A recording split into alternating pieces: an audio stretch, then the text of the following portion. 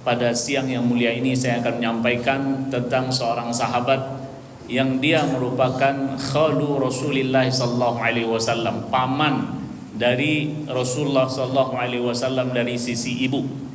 Karena sahabat ini dari Bani Zuhrah, dan yang termasuk Bani Zuhrah adalah Aminah binti Wahab, ibu Nabi besar Muhammad sallallahu alaihi wasallam. Dan sahabat kita ini juga merupakan sahabat Rasulullah sallallahu alaihi wasallam yang termasuk generasi pertama yang masuk Islam. Dia seorang yang dikenal cerdas, dia dikenal seseorang yang tidak suka bergabung dengan anak-anak muda di masanya yang suka bermain. Bahkan dia lebih mengutamakan membersihkan anak panah, memperbaiki busur, dan melatih diri menggunakan anak panah. Dia juga tidak suka dengan apa-apa yang disembah oleh orang-orang Quraisy saat itu, di mana orang-orang Quraisy saat itu adalah menyembah berhala. Sahabat kita ini bernama Sa'ad bin Abi Waqqas radhiyallahu anhu. Bapak Ibu sekalian yang dimuliakan Allah tabaraka wa taala, bermula dari kisah yang disampaikan oleh Sa'ad bin Abi Waqqas, yang mana Rasulullah sallallahu alaihi wasallam bangga dengan keislaman Sa'ad bin Abi Waqqas ini. Dan Rasulullah sallallahu alaihi wasallam begitu bangga dengan keislaman Sa'ad bin Abi Waqqas sehingga ketika Rasulullah sallallahu alaihi wasallam bersama Sa'ad bin Abi Waqqas beserta para sahabat, Rasulullah mengatakan, "Hadza khali wa aruni khalakum." Sesungguhnya ini adalah paman saya, perlihatkanlah kepada saya paman-paman kalian. Itu bentuk kebanggaan Rasulullah kepada Sa'ad bin Abi Waqqas sebagai paman Rasulullah sallallahu alaihi wasallam dari sisi ibu. Karena dalam bahasa Arab itu Bapak Ibu nampak dan jelas, jika disebut ammu itu berarti paman dari sisi bapak. Kalau disebut khalun itu berarti paman dari sisi ibu. Kalau bibi, khalah dari sisi ibu. Kalau bibi dari sisi bapak disebut dengan ammah. Nah, begitu jelas. Kalau kita semuanya paman. Ini paman, ini paman saya. Dari sisi mana? Dari sisi bapak. Baru tahu bahwa saya itu dari sisi bapak. Dalam bahasa Arab itu jelas. Mungkin dalam bahasa daerah juga ada yang jelas. Bapak Ibu sekalian yang Allah Subhanahu wa taala, Sa'ad bin Abi Waqqas menceritakan masuk Islamnya. Suatu ketika 3 hari menjelang masuk Islam, Sa'ad bin Abi Waqqas bermimpi. Dalam mimpi ia berada dan tenggelam di dalam kegelapan yang bertingkat-tingkat. Kalau dalam bahasa Arab itu disebutkan zulumatun fauqa az-zulumat. Gelap bertingkat-tingkat. Orang berada di bawah laut yang gelap di waktu malam hari. Nah, itu gelap yang bertingkat-tingkat. Jadi Sa'ad bin Abi Waqqas bermimpi berada dalam kegelapan yang bertingkat-tingkat. Lalu ia berusaha untuk keluar dari kegelapan yang begitu gelap ini hingga ia melihat cahaya bulan. Diikuti cahaya bulan itu, lalu ia melihat ada 3 orang yang lebih dahulu berada dekat dengan cahaya bulan tersebut. Dan 3 orang ini dilihat dalam mimpinya. Pertama Zaid bin Harithah, yang kedua Ali bin Abi Thalib, dan yang ketiga adalah Abu Bakar radhiyallahu anhu. Jadi 3 orang sahabat ini dilihat oleh Sa'ad bin Abi Waqqas dalam mimpinya lebih dahulu mendatangi cahaya bulan tersebut dalam mimpi. Lalu keesokan harinya dia pun mendengar tentang sosok yang bernama Muhammad sallallahu alaihi wasallam sedang menebarkan dan menyebarkan dakwah secara sembunyi-sembunyi. Maka ia pun yakin bahwasanya ini adalah jalan keluar dari kegelapan menuju terang benderang. Nah, Bapak Ibu sekalian yang dimuliakan Allah, sedikit kita mengambil pelajaran dan renungan ataupun hikmah dari apa yang terjadi pada Sa'ad bin Abi Waqqas, di mana saat Allah menghendaki seseorang itu baik, maka Allah akan tunjukkan jalan. Maka saat jalan itu diperlihatkan oleh Allah Subhanahu wa taala, jangan biarkan, ikuti jalan itu. Mungkin kita dipertemukan dengan seseorang dan orang ini baik, Tak pernah kita jumpa dengan dia, namun Allah pertemukan kita dengan sangat mudah. Maka bisa jadi itu adalah jalan kebaikan yang harus kita pegang dan harus kita genggam. Maka kemudian Sa'ad bin Abi Waqqas pun ketika siang hari mendengar Nabi Muhammad SAW menyebarkan dakwah, maka Sa'ad bin Abi Waqqas berusaha, ini pentingnya juga, untuk menggapai kebaikan, untuk menggapai hidayah Allah Subhanahu wa taala itu harus ada usaha. Maka Sa'ad bin Abi Waqqas berusaha menjumpai Nabi Muhammad SAW. Ditemuilah Nabi Muhammad sedang, dalam riwayat dalam kitab Suwar min Hayati As-Sahaba karangan Abdurrahman nama penulisnya, mengatakan bahwasanya Sa'ad bin Abi Waqqas menjumpai Rasulullah di Syam. Syam itu semacam celah di bukit Mekah. Nama celah itu adalah Jiyad. Di situ Sa'ad bin Abi Waqqas diberi kemudahan oleh Allah Subhanahu wa taala menjumpai Nabi Muhammad sallallahu alaihi wasallam. Namun dia terus berusaha, kan? Ada usaha. Ketika ada usaha, yakin Allah akan memberi kemudahan. Saya beri contoh Bapak Ibu yang dimuliakan Allah tabaraka wa taala. Kita bekerja berapa hari dalam satu pekan?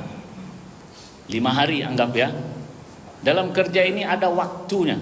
Masuk jam berapa? Ada yang masuk jam 7.30, ada yang masuk jam 8. Sebelum jam 7.30 ini hujan deras. Sebelum 7.30 hujan deras, atau setelah sholat subuh hujan deras. Apa yang kita pikirkan untuk kemudian kita melakukan perjalanan menuju kantor? Mobil tak ada, yang ada cuma motor. Maka kita sudah mempersiapkan diri. Mempersiapkan diri, Allah beri kemudahan. Karena ada usaha untuk pergi menuju kantor bekerja. Itu untuk kerja. Namun kalau ini dihadapkan pada waktu sholat subuh, sebelum sholat subuh hujan deras, hujan deras ini dimudahkan bagi kita, untuk diberi keringanan bagi kita untuk tidak ke masjid. Makin deras, memang tidak harus ke masjid ini. Sementara kalau bekerja, kita berusaha keras bagaimana caranya untuk bisa bekerja, dan Allah memberi kemudahan. Bapak Ibu sekalian, Allah Subhanahu wa taala, Sa'ad bin Abi Waqqas pun diberi kemudahan oleh Allah Subhanahu wa taala menjumpai Nabi Muhammad sallallahu alaihi wasallam di Sya'ab namanya Jiyad. Lalu Rasulullah mengajak Sa'ad bin Abi Waqqas masuk Islam, dan Sa'ad bin Abi Waqqas pun masuk Islam.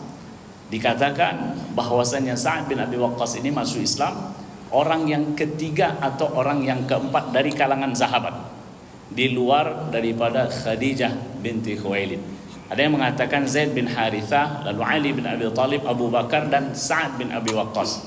Sehingga dalam riwayat dikatakan Sa'ad bin Abi Waqqas ini mengatakan 7 hari saya mendengar dakwah Nabi besar Muhammad sallallahu alaihi wasallam, di hari ke-7 itu saya masuk Islam. Ada orang yang diberi kemudahan untuk mendapatkan hidayah Allah Subhanahu wa taala.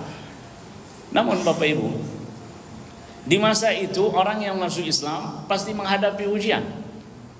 Orang yang mengucapkan asyhadu an la ilaha illallah wa asyhadu anna muhammadar rasulullah menghadapi ujian, apalagi terang-terangan. Nah, Sa'ad bin Abi Waqqas ini adalah sosok yang cinta kepada ibunya dan sangat berbakti kepada ibunya. Ibunya tahu Sa'ad bin Abi Waqqas masuk Islam. Di sini ujian berat, di mana ujian itu datang dari orang yang terdekat, bahkan orang yang paling dekat, yaitu ibunya. Ibu Sa'ad bin Abi Waqqas mengetahui Sa'ad bin Abi Waqqas masuk Islam, maka Sa'ad bin Abi Waqqas dipanggil. Ma hadzal din alladhi i'tanaqtahu wa sarafa an dini abika wa ummik. Apa agama baru yang engkau peluk ini, yang engkau anut ini, dan agamamu ini menjauhkan dirimu dari agama bapakmu dan ibumu? Fa wallahi, kata ibunya. Ibunya bersumpah, la tada'anna hadha din al-jadid. Sengaja saya menyampaikan dalam bahasa Arab karena jika kita mengambil referensi dari bahasa Arab ini, kita mengetahui ungkapan ini sangat-sangat memiliki nada tekanan. La tada'anna itu menggunakan lam penguat dan nun penguat. Dalam bahasa Arab itu artinya adalah sangat-sangat meminta dengan keras. Kalau bahasa kita itu memaksa. Maka dalam firman Allah Subhanahu wa taala nanti akan saya sebutkan. La tada'anna hadzal din al-jadid. Sungguh engkau benar-benar harus meninggalkan agamamu yang baru ini. Wa illa, jika tidak, la akulu wa la ashrabu hatta amut. Kalau tidak, saya tidak akan makan, saya tidak akan minum sampai saya mati. Nah, ini ancaman atau bagaimana Bapak Ibu? Ancaman. Kau tinggalkan agamamu atau aku tak makan, tak minum sampai aku mati. Tak sampai di situ. Fatatafattar, lalu engkau akan guncang. Lihuzdika alayya, karena kesedihanmu atas kematianku.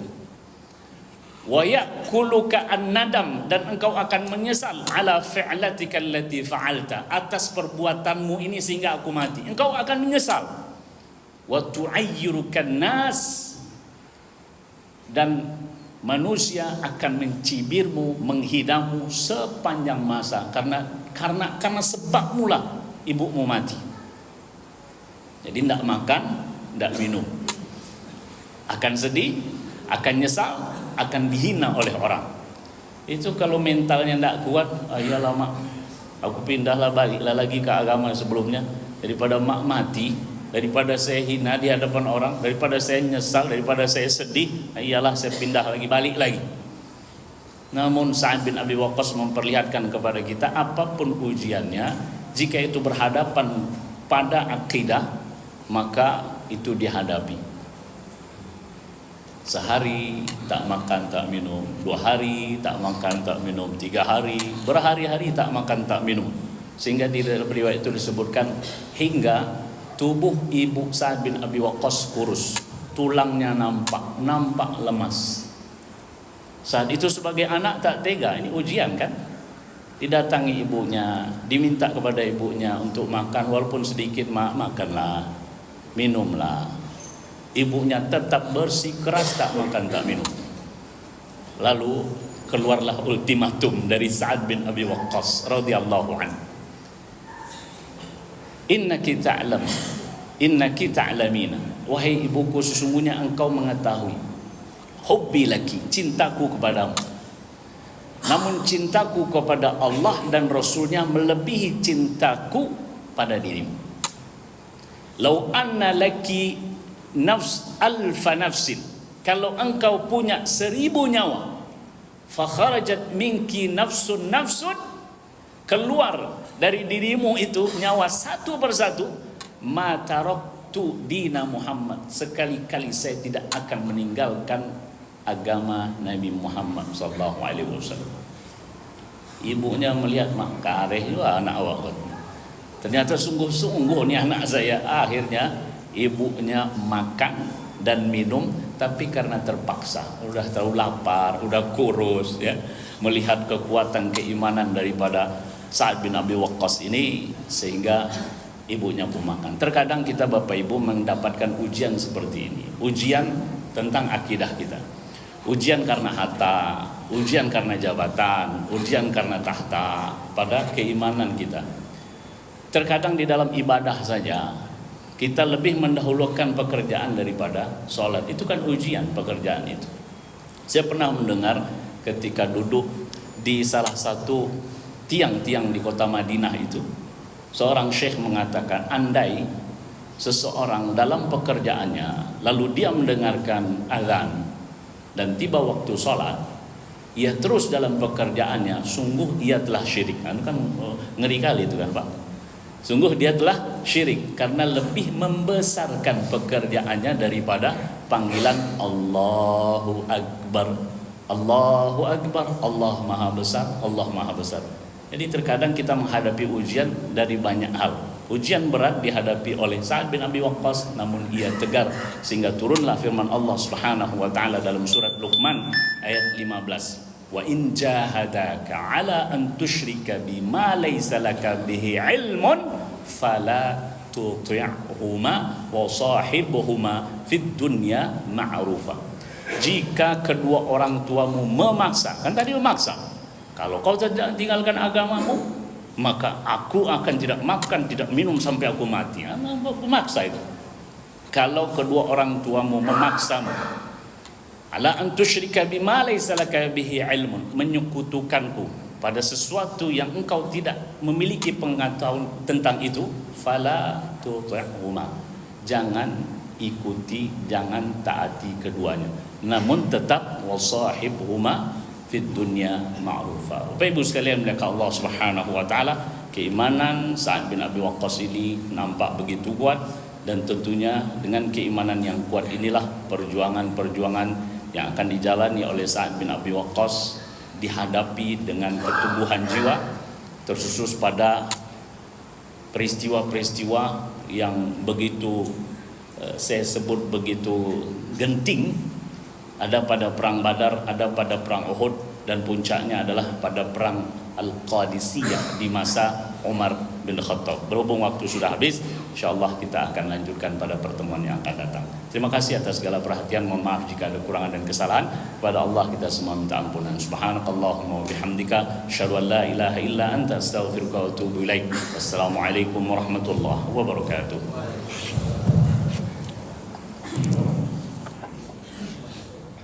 Allah Allah Allah. Mantap bang.